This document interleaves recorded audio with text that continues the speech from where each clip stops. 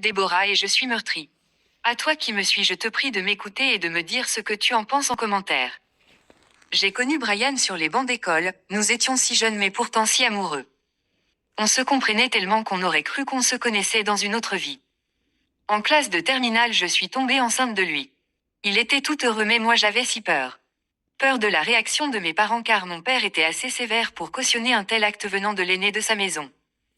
Comment devrais-je le lui annoncer? À seulement 15 ans j'étais celle qui avait déçu mes parents, comment me le pardonnerait-il? J'ai pourtant reçu une très belle éducation. Les jours passaient et je ne trouvais pas les mots justes. Le plus curieux c'était l'éloignement chaque jour un peu plus de Brian. Il se faisait rare. Plus j'avais besoin de lui, plus il s'éloignait. Je décidai un jour au sortir de l'école de le confronter. Pourquoi s'éloignait-il quand j'avais le plus besoin de lui? Il m'avait pourtant promis d'être toujours là pour moi. Il me rassura qu'il n'y avait pas de problème et qu'il essayait juste de prendre du recul pour mieux planifier nos vies. Il était si sincère que j'y ai cru fermement.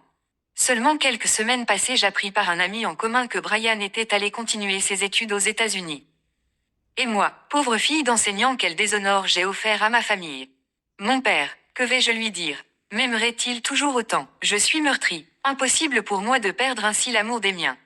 Qu'est-ce qui m'a prise? Je n'ai pourtant fait qu'une seule fois. Sur ces mots, je décidai de faire la pire erreur de ma vie. Ma solution, le suicide. Était-ce vraiment la solution? Mon cerveau refusait de réfléchir car il avait déjà pris sa décision. Et vu que le choix avait déjà été fait, je pris une lame et me tailla la veine. Tout doucement je me voyais me vider de mon sang jusqu'à ce que je perde connaissance et que je me réveillais quelques jours après dans un hôpital.